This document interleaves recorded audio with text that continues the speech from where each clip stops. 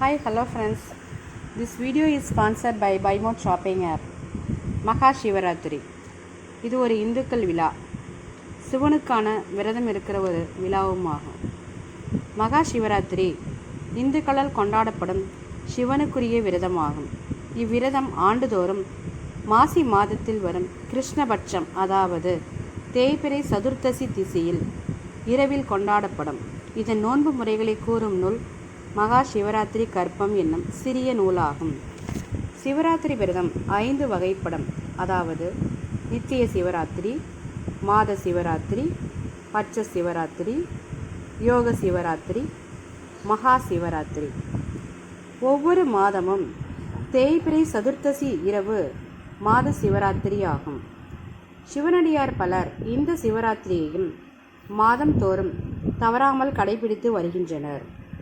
விரதம் கடைபிடிப்போர் முதல் நாள் ஒரு பொழுது உணவருந்தி சிவராத்திரி அன்று உபவாசம் இருந்து காலையில் குளித்து சிவ சிந்தனையுடன் கண்விழித்து 4 யாமமும் வழிபாடு செய்ய வேண்டும். அடுத்த நாள் காலையில் தீர்த்தமாடி சுவாமி தரிசனம் செய்து அடியார்களுடன் உணவருந்தி விரதத்தை நிறைவு செய்தல் வேண்டும். சிவாலயங்களில் நடைபெறும் 4 யாம பூஜைகளுக்கும் அபிஷேக ஆராதனைகளுக்கும் அவரவர் வசதிக்கேற்ப பொருள்களை தரலாம். இவ்விரதம் பற்றிய ஐதீகங்கள் பல உள்ளன. ஒரு காலத்தில் உலக பிரளயத்தின் போது உயிர்கள் எல்லாம் சிவனிடத்தே ஒடுங்கின. உலகங்களே தோன்றவில்லை. இந்நிலையில் எல்லையில்லா கருணை உடைய அம்பிகை அண்டங்கள் தோன்றி இயங்கும் பொருட்டு இறைவனை விடைவிடாது தியானம் செய்தாள். அப்போது இறைவன் தன்னுள் ஒடுங்கியிருந்த உலகங்களை மீண்டும் உண்டாகச் செய்து உயிர்களையும் படைத்து அருளினார்.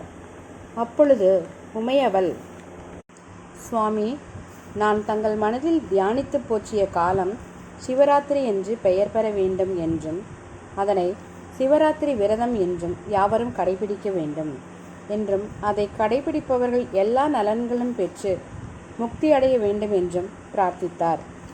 இறைவனும் அவ்வாறே அருள் புரிந்தார்.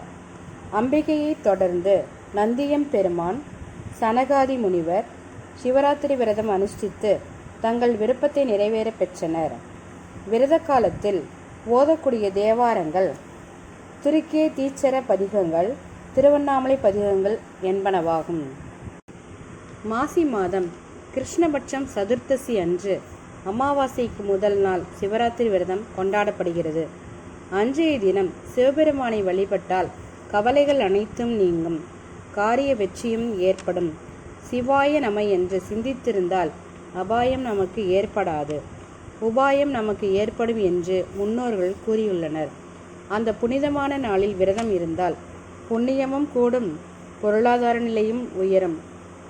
ஒரு நாள் முழுவதும் 6 கால பூஜையிலும் சிவனை நினைத்து வழிபட்டு சிவாலயங்களில் சிவன் சன்னதியில் அமர்ந்து சிவன் பெயரை உச்சரித்து வந்தால் ஒரே நாளில் ஓராண்டிற்கான பலனும் நமக்கு கிடைக்கும். அதனால்தான் சிவராத்திரி விரதம் மிகவும் சிறந்த பலனை கொடுக்கிறது. ஓம் நம சிவாய. Thank you friends.